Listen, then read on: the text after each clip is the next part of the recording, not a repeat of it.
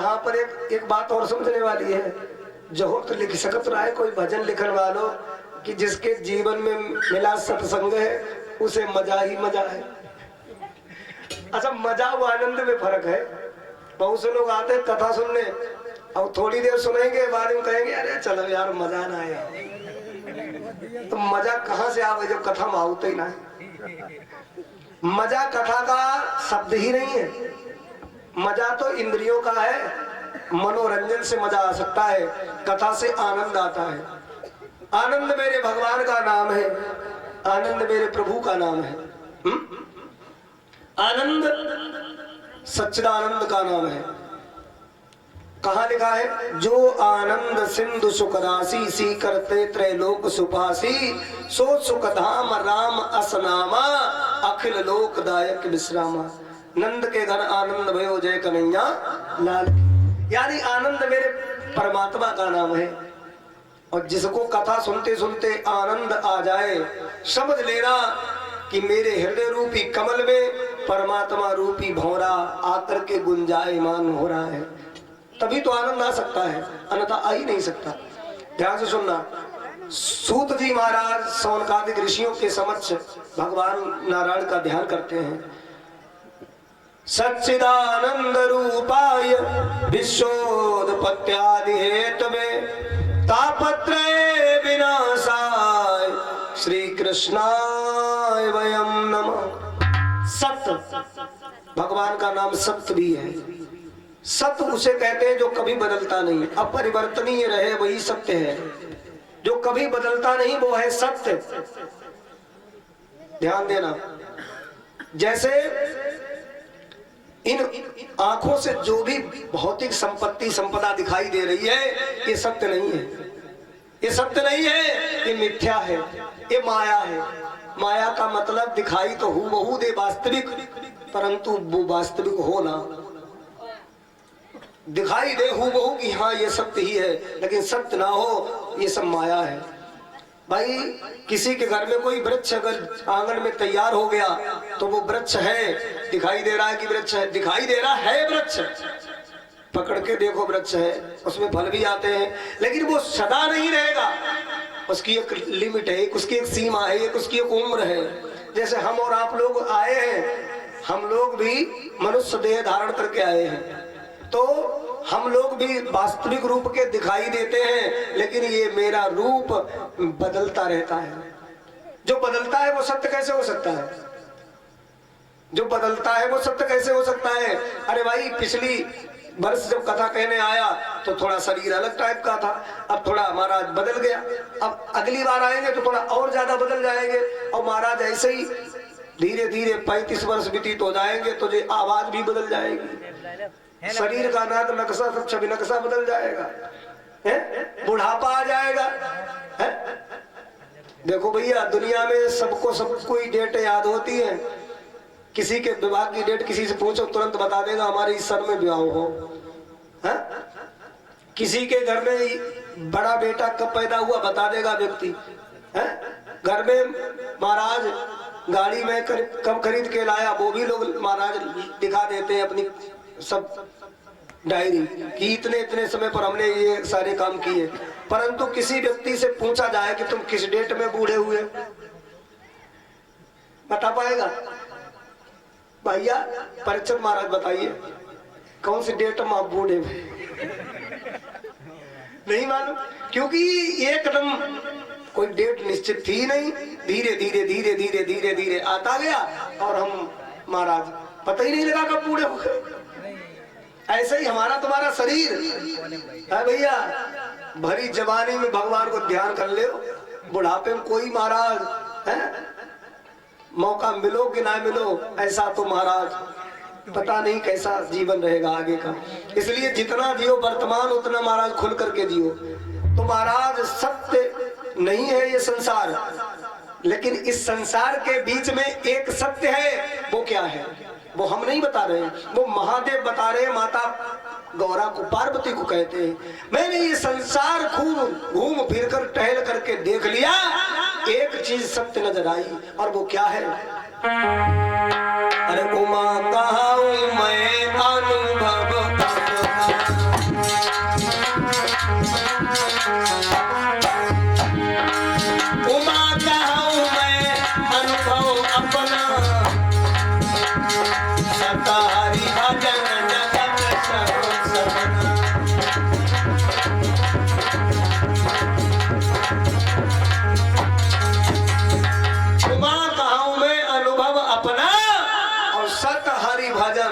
जगत सब, ये जगत सब सपना है।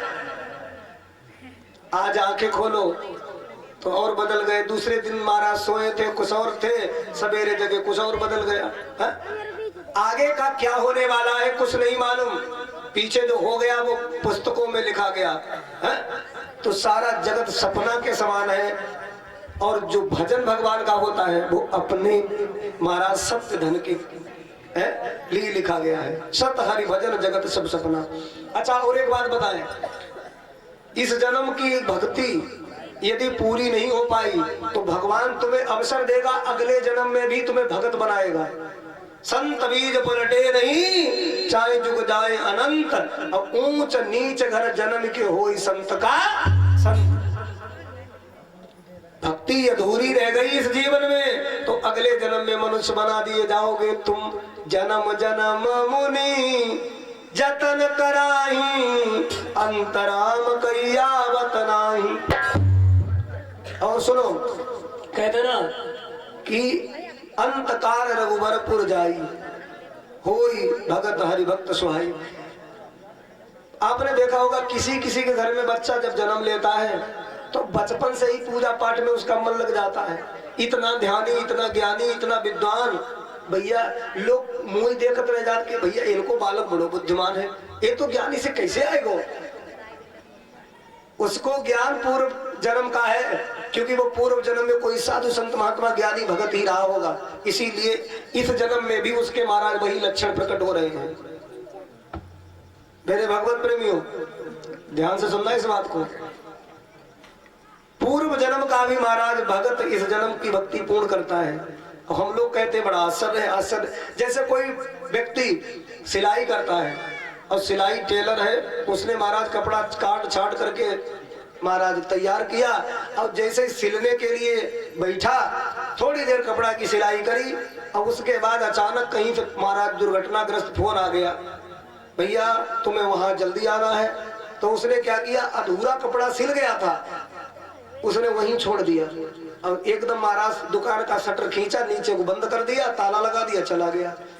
अब वो चला गया किसी काम से और काम में ज्यादा समय लग गया, पूरी रात लग गई, सवेरो भो। तो महाराज तब तक आया, स्नान ध्यान करके दरवाजा खोला और मशीन पर बैठा। 10-20 मिनट में उसने महाराज पूरा पैंट शर्ट बनाकर तैयार कर दिया। पड़ोसी देख के चकित रहेगो के भैया, अब भैया को 10 मिनट में इतनी जल्दी पैंट शर्ट बना के तैयार कर दो। अरे तुम्हें लगा तो 10 मिनट अधूरो तुमको बनो रखो रहा है पहले, तो आज उसे समझ नहीं लोगो। इसीलिए हम लोग महाराज पूर्व जन्म की अगर भक्ति में लगे होंगे तो इस जन्म में भी भगवान ने मनुष्य बना दिया मुझे। तो हम पूर्व जन्म के अधूरे भगत हैं, तो इस जन्म में तो पूरे भगत बन जाओ। ये पान पुड़िया बीड़ी सिगरेट गांजा भांग तंबाकू दारू इलम बिलम चिलम जाके चक्कर मत पड़ो भैया, समझ लो पूरी बात। पूरे भगत बनो जाई जन्म में, अगलो जन्म के भरोसे ना रहो।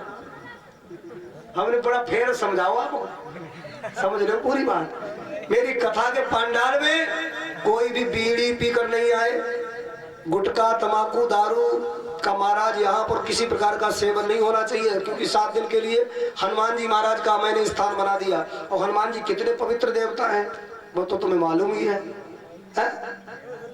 तो महाराज हनुमान जी का दरबार लगा है और प्रेम के साथ आप कथा का ध्यान से श्रवण पान करेंगे, कल्याण अवश्य होगा।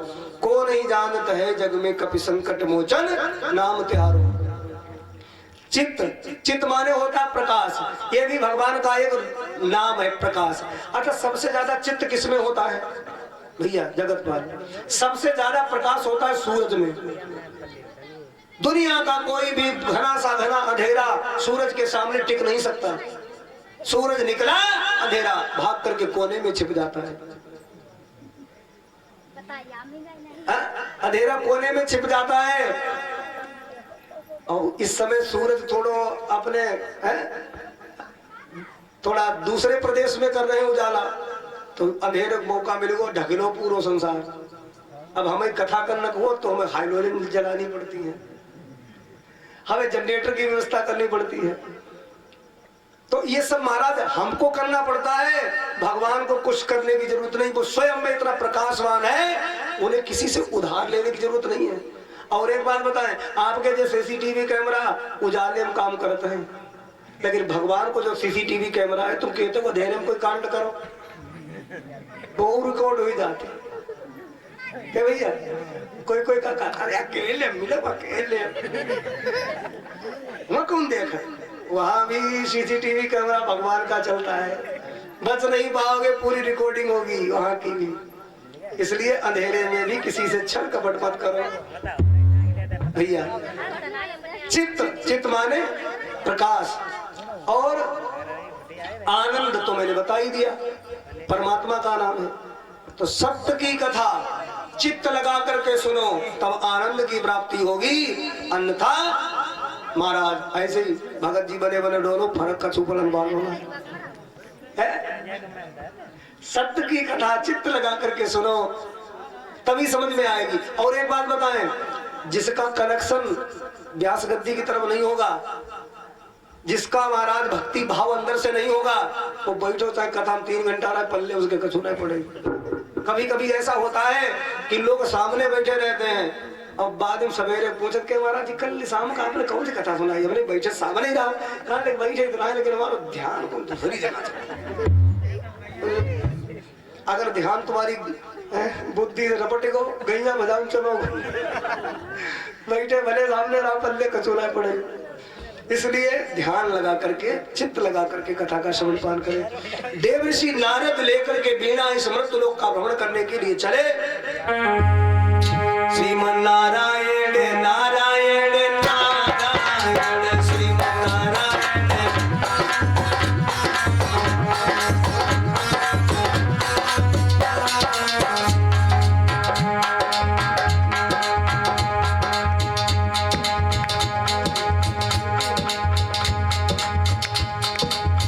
सुखी और सुरदीप भैया भी पुष्पहार पहना करके स्वागत कर रहे हैं।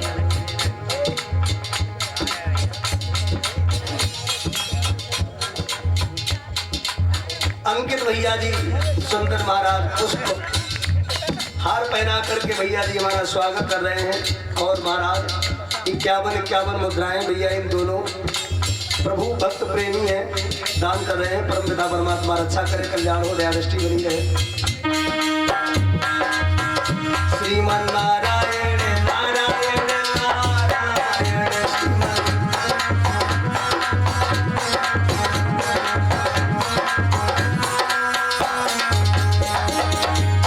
अरे जो नारायण नाम लेती है,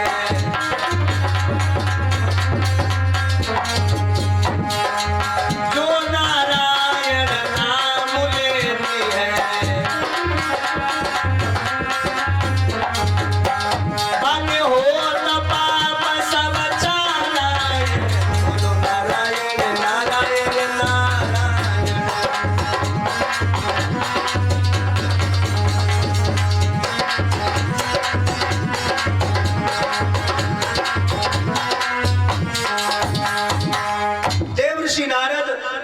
लेकर के नारायण नारायण कहते हुए मृत्यु लोक का भ्रमण करने के लिए आ गए। आए थे सत्संग की इच्छा से, आए थे शांति की इच्छा से, परंतु इस कलयुग में महाराज नारद जी ने देखा क्या संसार में? तपसी धनवंत दरिद्र ग्रही कलि कौतुक तात न जात कही।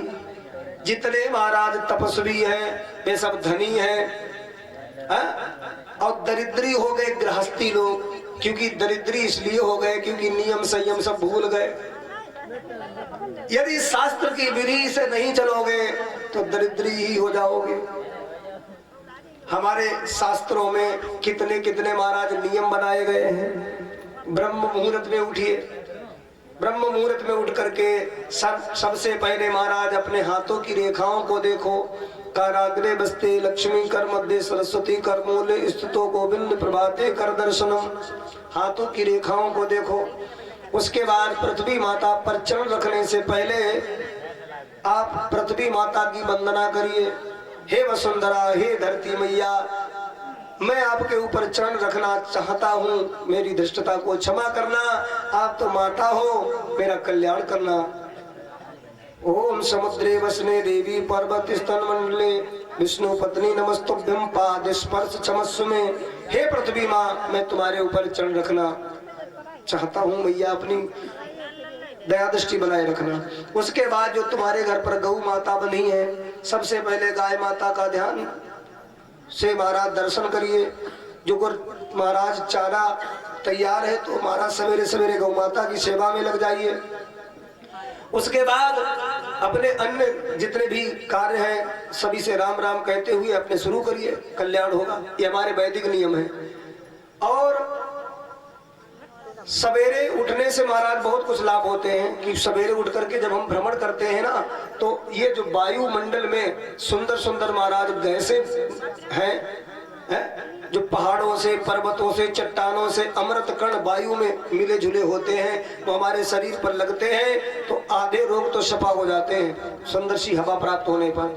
और जब 10-11 बज जाता है तो वो हवा में जो सुंदर सुगंध बह रही थी वो सब गर्म हो जाती है वायु, तो वो सब नष्ट हो जाते हैं अमृत कण, इसलिए फिर उतना प्रभाव नहीं रहता। इसलिए सुबह जल्दी ही जाग जाना चाहिए।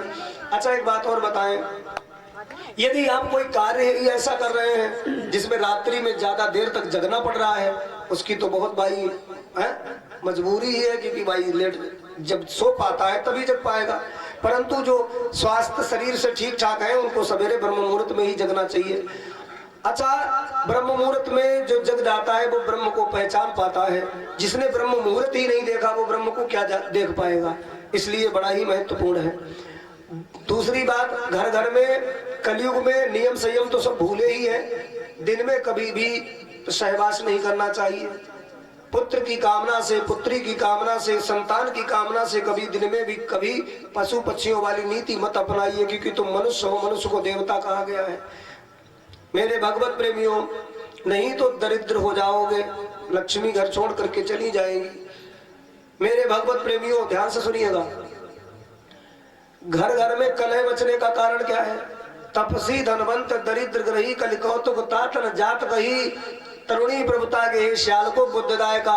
जो घर में जवान बहू है उसकी चल रही है, सासू अम्मा कला चल पाए रही है जब कलयुग में, क्योंकि सास बिचारी कोने पर बैठी है, खाना बन जाता हूँ अपने पोती पोता से खाती जब कहीं के आओ मुंह भूख लगी है, नहीं तो बहू चुपचाप खाए के रख देती है, बस सो जाती है, बोलती नहीं है। और कब तक सास की सेवा होती है? जब तक महाराज तिजोरी की चाबी ना आ जाए बहू के हाथ तक, जब तक महाराज पढ़ो लिखो है, जो पति है जिसके साथ साथ भमौरियां पड़ी हैं, अगर वो महाराज पूरी तरीका से कंट्रोल में ना आवे तब तक तो माता की सेवा होती रहती है। और जिसके संगम साथ भमौरी पड़ी वो कहाँ तक कंट्रोल में ना आवे, वो तो एक दिन आ ही जाएगा, क्योंकि महाराज सारे नखरा सारे कुछ महाराज वो सब देवी जी के ही पल्ले में होते हैं, महाराज करना पड़ता है।